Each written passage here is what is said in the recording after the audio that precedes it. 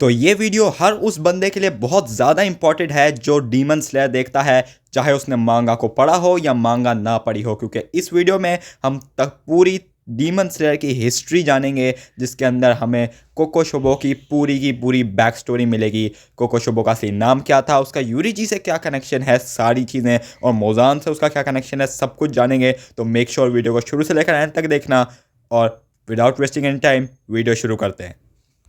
अब इस वीडियो के अंदर हम यूरोजी की बैक स्टोरी को तो सही तरह कवर नहीं करेंगे, मगर इस वीडियो के अंदर थोड़ी बहुत यूरोजी की बैक स्टोरी भी तुम लोगों को समझ आ जाएगी। तो मेन पॉइंट यूरोजी की बैक स्टोरी को भी बता देंगे। खैर, ये वीडियो बेसिकली कोकोशोबो यानी अपर रैंक डीमन 1 की बैक स्टोरी की है। तो बैक स्टोरी कुछ इस तरह है कि यूरोजी और कोकोशोबो एक ही घर में पैदा हुए थे, और ये दोनों ट्विंस थे, मतलब जुड़वा पैदा हुए थे, एक साथ ही एक ही घर में एक ही वक्त पैदा हुए थे।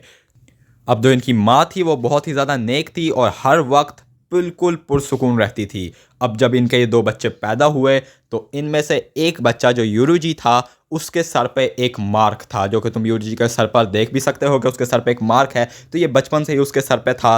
तो इस पर यूरुजी का जो बाप था उसे ये चीज़ पसंद नहीं आती, और वो कहता है कि इस बच्चे को अभी मार देते हैं, ये एक अनलकी बच्चा है, क्योंकि इस निशान को अनलकी और बैड लक वाला निशान माना जाता था, कुछ इस तरह। तो इस वजह से यूरुजी का बाप कहता है कि इसे इसी वक्त मार देते हैं। मगर जो यूरुजी की माँ थी, जो पूरी ज़िंदगी कभी ज़ोर से बोली तक नहीं थी, वो इस वक्त अपने शोहर से लड़ जाती है और कहती है नहीं, मेरा बच्चा नहीं मरेगा और मैं अपने बच्चे का पूरा साथ दूंगी। यहीं पर हमारा जो कोकोशोबो है वो बिल्कुल साफ़ सुथरा था, और हमारा वो जो यूरुजी और कोकोशोबो का बाप है वो फाइनल करता है कि कोकोशोबो को तो हर चीज़ मिलेगी, लेकिन यूरुजी को कुछ भी नहीं मिलेगा। और at the end of the day यूरुजी जब 10 साल का हो जाएगा, उसे टेम्पल में भेज दिया जाएगा प्रिंस बनने के लिए।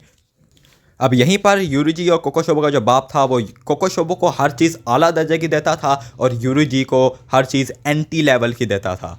अब बाय द वे यहाँ मैं एक और चीज़ मेंशन कर दूँ, कोकोशोबो का असल नाम मिचिकात्सु था, तो आगे से मैं कोकोशोबो को मिचिकात्सु ही बोलने वाला हूँ। तो मेक श्योर कि तुम लोग समझ लेना कि मैं कोकोशोबो को मिचिकात्सु बोल रहा हूँ, क्योंकि उसका रियल नेम मिचिकात्सु था। तो मिचिकात्सु अपने भाई से बिल्कुल भी नहीं मिल पा रहा था। यूरुजी और मिचिकात्सु का जो बाप था वो दोनों को बिल्कुल भी नहीं मिलने देता था, लेकिन मिचिकात्सु फिर भी छुप छुप कर कभी कभी अपने भाई से मिल लेता था। अब इस पर मिचिकात्सु को अपने बाप से बहुत ज़्यादा डांट खाने को पड़ती थी और मार भी पड़ती थी, और वो बिल्कुल भी इन दोनों को नहीं मिलने देता था। इनफैक्ट घर के एक छोटे से कोने में यूरिजी रहता था, और कोकोशोबो को यानी मिचिकात्सु को हर चीज़ टॉप क्लास मिलती थी, और वो एक वर्ल्ड का नंबर 1 सैमुराई बनना चाहता था, और उसे उसकी ट्रेनिंग भी मिल रही थी। अब यहीं पर यूरिजी को कुछ भी नहीं मिलता था। इनफैक्ट उसने ज़िंदगी में तलवार भी नहीं पकड़ी थी। तो एक दिन हमारा जो मिचिकात्सु है वो अपने सेंसे के साथ ट्रेनिंग कर रहा होता है, और वहीं पर हमारा यूरिजी भी खड़ा होता है। अब यूरिजी को देखकर वो जो सेंसे है उसके दिल में थोड़ा सा रहम आ जाता है कि इस बच्चे को कुछ भी नहीं मिलता, तो इसके तो कपड़े भी इतने बुरे हैं, तो चलो इसे भी थोड़ा सा सिखा देते हैं।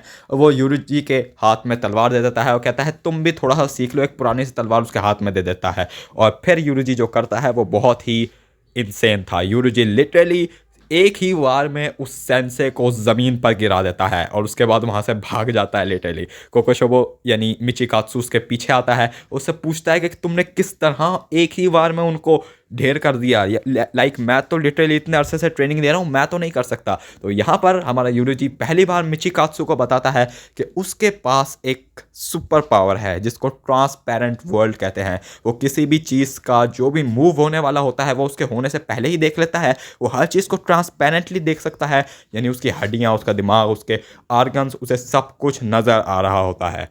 अब ये वो पॉइंट था जहाँ पर फर्स्ट टाइम हमारे मिचिकात्सु को यूरुजी से जेलिस फील होने लगा था। अब तुम देख सकते हो कि ये दोनों इतने अरसे से अलग अलग स्टेजेस पे रहते थे। यूरुजी बहुत ही एंटी लेवल था, जबकि कोकोशोबो को उसके बाप ने यानी मिचिकात्सु को उसके बाप ने बहुत ही हाइपर किया हुआ था, बहुत ही ज़्यादा पंप किया हुआ था, जिसकी वजह से अब जब उसने देखा कि यूरुजी इतना ताकतवर है तो उससे जेलिस होने लगी। अब एनीवे इस सब के बाद भी यूरुजी और कोकोशोबो में इतनी ज़्यादा अनबन नहीं हुई, बल्कि वो दोनों फिर भी अच्छे भाई थे। और एक दिन मिचिकात्सु यूरुजी को एक बीन देता है। बेसिकली कोकोशोबो यानी मिचिकात्सु ने यूरुजी को एक गिफ्ट दिया था जिसके अंदर एक बीन थी। यूरुजी ये कहता है कि मैं इस बीन को हमेशा अपने पास संभाल के रखूँगा और कभी गुम नहीं होने दूंगा, क्योंकि ये उसके पास मिचिकात्सु की निशानी थी, क्योंकि उसको 10 साल का होते ही टेम्पल भेज दिया जाता। अब इसी के चलते इनकी माँ जो है वो बीमार हो जाती है और यूरुजी हर वक्त उसके एक साइड पर चिपटा रहता था। अब यूरुजी उसके एक साइड पर क्यों चिपटा रहता था? ये इसलिए था क्योंकि जब इनकी माँ की फाइनली डेथ हो जाती है तब यूरुजी मिचिकात्सु के बाप को और मिचिकात्सु को पता चलता है कि इनकी माँ एक साइड से काफ़ी अरसे से पैरालाइज है और वो एक साइड से चल ही नहीं सकती थी। दैट्स वाई यूरुजी उसकी एक साइड पर हमेशा चिपटा रहता था। अब मिचिकात्सु को यहाँ पर फिर से जेलिस होती है कि इसको तो सब कुछ मेरी माँ बताती थी और मुझे कुछ नहीं बताती थी। अब यहीं पर हमें पता चलता है कि यूरुजी को कोकोशोबो यानी मिचिकात्सु की माँ के मर जाने के बाद अब उसमें घर पे रहने के लिए और रिस्ट्रिक्शंस लग गई हैं और उसके लिए जगह तंग हो रही है। यहीं पर हमारा यूरुजी फैसला करता है कि वो फाइनली टेंपल चला जाएगा। अब ऑल दो यूरुजी यहाँ पर सिर्फ ये कह रहा था कि वो टेंपल जा रहा है, वो ऑल दो टेंपल गया नहीं था, मगर ये बात हम यूरुजी की बैक स्टोरी में कवर करेंगे।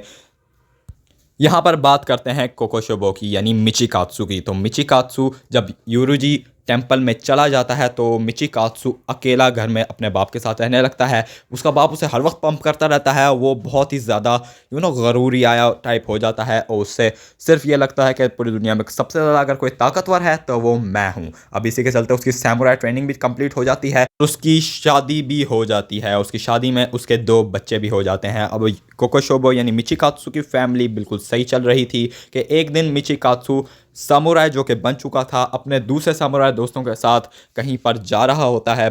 बाय द वे इस वक्त वो 20 ईयर्स प्लस टाइम आगे हो चुका है, तो यहाँ पर 20 ईयर्स का टाइम आगे निकलता है और हमें पता चलता है कि मिचिकात्सु अपने कुछ सामुराई दोस्तों के साथ कहीं पर जा रहा है और वहाँ पर उन पर डीमंस अटैक कर देते हैं। अब इन डीमंस के अटैक में सारे मिचिकात्सु के दोस्त मारे जाते हैं। मिचिकात्सु को सही तरह तलवार भी डीमंस के खिलाफ नहीं चलानी आ रही थी और मिचिकात्सु मरने ही वाला होता है।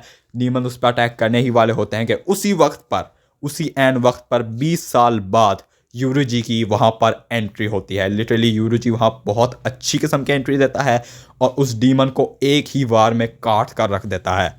अब मिचिकात्सु यूरुजी को इतने अरसे बाद देखकर हैरान रह जाता है। अब बाय द वे यूरुजी यहाँ पर डीमन स्लेयर बन चुका था और वो सारे डीमंस को एक ही वार में काटने की सलाहियत रखता था। बाय द वे यूरुजी ने ही फर्स्ट टाइम इस दुनिया में ब्रीदिंग स्टाइल को भी ईजाद किया था, तो वो ब्रीदिंग का मास्टर भी था। तो सन ब्रीदिंग को यूज़ करते हुए यूरुजी सारे डीमंस को बड़ी ही आसानी से मार देता था। अब इस सब के चलते कोकोशोबो को एक बार फिर से जेलिस होता है और कोकोशोबो कहता है कि क्योंकि मेरे दोस्तों को डीमन ने मारा, अब से मैं भी डीमन स्लेयर बनूंगा। अब बाय द वे यहाँ पर यूरुजी उसको अपने साथ ले जाता है। कोकोशोबो अपनी फैमिली को छोड़कर चला जाता है और एक डीमन स्लेयर बन जाता है। जल्द ही यूरुजी कोकोशोबो को भी एक ब्रीदिंग स्टाइल सिखाता है। अब कोकोशोबो सन ब्रीदिंग तो नहीं सीख पाता, मगर कोकोशोबो एक मून ब्रीदिंग नामी ब्रीदिंग सीख लेता है। अब इस ब्रीदिंग के सीखने के बाद उस पर एक मार्क आ जाता है जिसको हम डीमन स्लेयर मार्क भी बोलते हैं।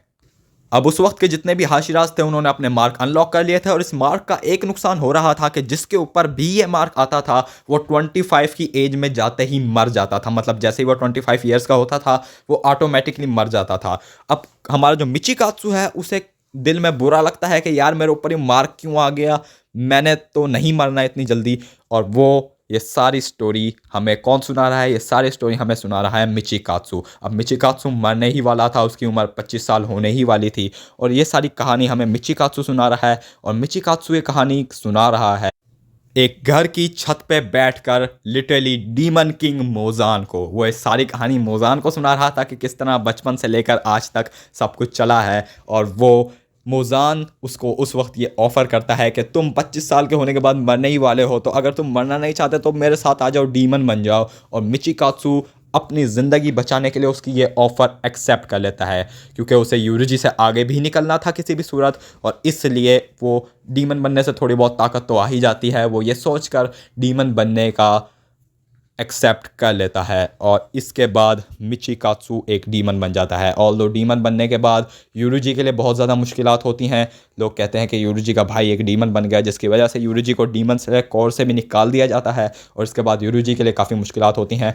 ऑल्दो मिचिकात्सु फिर से जब वो कोकोशोबो बन जाता है यानी अपर रैंक 1 डीमन बन जाता है तो वो फिर से एक जगह पर यूरुजी से मिलता है। ऑल्दो यहाँ पर यूरुजी 80 ईयर्स के हो चुके थे। अब ये देखकर मिचिकात्सु को फिर से जेलिस होती है कि भाई ये तो 25 साल का मर जाना चाहिए था, इसके ऊपर तो मार्क था, ये 80 ईयर्स तक कैसे जी लिया। यहीं पर कोकोशोबो को एक डीमन बना देख यूरुजी के दिल में बहुत ही ज़्यादा इमोशंस जाग रहे थे और यूरुजी लिटरली रो रहे थे। अब इतने ज़्यादा एज में होने के बावजूद भी यूरुजी अपनी तलवार उठाते हैं और मिचिकात्सु पर अटैक करते हैं और लिटरली मिचिकात्सु के पेट पर एक ज़बरदस्त कट लगा देते हैं और मिचिकात्सु अब भी उनके इस स्पेल से बच नहीं पाता। ऑल्दो इसके बाद अपनी ज़्यादा उम्र की वजह से यूरुजी की मौत हो जाती है। अब यहाँ पर यूरुजी की तो मौत हो जाती है मगर कोकोशोबो ये एनालाइज करता है कि अगर ये एक और दफ़ा मुझ पर अटैक कर देता तो शायद मैं यहीं पर मर जाता। तो यहाँ से तुम यूरुजी की पावर का अंदाज़ा लगा सकते हो कि यूरुजी में कितनी ज़्यादा पावर थी कि वो कोकोशोबो को कितनी आसानी से मार सकते थे। ऑल्दो उनकी एज यहाँ पर बहुत ज़्यादा हो चुकी थी और एज की वजह से उनकी मौत भी हो जाती है। लेकिन कोकोशोबो जो कि बहुत ही ज़्यादा जेलिस हो रहा था वो इस स्पेल से भी जेलिस होता है। वो कहता है कि अब भी इतनी एज में होने के बाद भी मुझसे ज़्यादा ताकतवर कैसे है, और वो लिटरली उनकी डेड बॉडी को 2 टुकड़ों में काट देता है। अब जब वो उनकी डेड बॉडी को 2 टुकड़ों में काटता है तो उनके जो जेब थी जो कपड़ों की जो कटती है तो उसके अंदर से एक चीज़ निकलती है। अब ये चीज़ थी वही गिफ्ट, वही बीन जो बचपन में मिचिकात्सु ने दी थी यूरुजी को। अब ये देखकर कहीं ना कहीं पर कोकोशोबो को थोड़ा बुरा तो लगता है कि मैंने क्यों किया, इसको क्यों मारा, लेकिन फिर भी एज ए डीमन वो फिर भी अपने गंदे कामों से बाज नहीं आता और मोजान का साथ देकर बहुत ज़्यादा डीमन स्लेयर्स को मारता है। इनफैक्ट वो मोजान के साथ मिलकर तमाम सन ब्रीदिंग के यूज़र्स को मार देता है क्योंकि सन ब्रीदिंग ही एक ऐसी ब्रीदिंग थी जो मोजान को हरा सकती थी। अब इसके बाद कुछ अर्से बाद कोकोशोबो हमारा अपर रैंक 1 डीमन बन जाता है और कोकोशोबो जब अपर रैंक 1 डीमन बनता है तो उसकी काफ़ी ज़्यादा लड़ाइयाँ वगैरह होती हैं, जिसके बाद चलते चलते इन्फिनिटी कैस्टल वाला आर्क आ जाता है, यानी हमारी प्रेजेंट टाइमलाइन आ जाती है। तो 300 साल बाद फाइनली इन्फिनिटी कैस्टल में कोकोशोबो से हमारे 3 हाशिया लड़ते हैं, जिसके अंदर सानमी, मिचिरो तोकितो और गियोमे शामिल थे। इसके अलावा गिनिया भी मिचिकात्सु से लड़ा था और ये सारे मिलकर इनमें से 2 मारे जाते हैं और ये सारे मिलकर फाइनली कोकोशोबो को मार देते हैं। अब यहाँ पर भी एक बहुत ही ज़्यादा इमोशनल पॉइंट मुझे लगा मांगा के अंदर कि यहाँ पर जब मिचिकात्सु मरता है तो उसकी जेब से भी वही बीन निकलती है जो उसने यूरुजी को दी थी और यहीं पर मिचिकात्सु रोते हुए ये कहते हुए कि मैं तुमसे आगे क्यों नहीं निकल पाया, मैं डीमन बना ही क्यों, अपने आप को काफ़ी ज़्यादा ब्लेम करते हुए फाइनली मिचिकात्सु यानी कोकोशोबो मारा जाता है।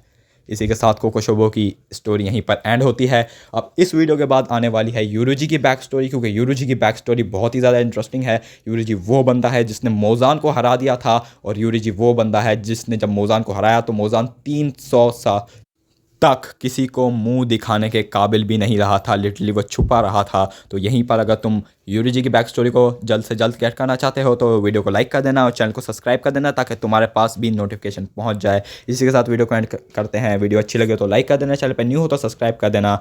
इसी के साथ वीडियो एंड करते हैं। Tata bye bye.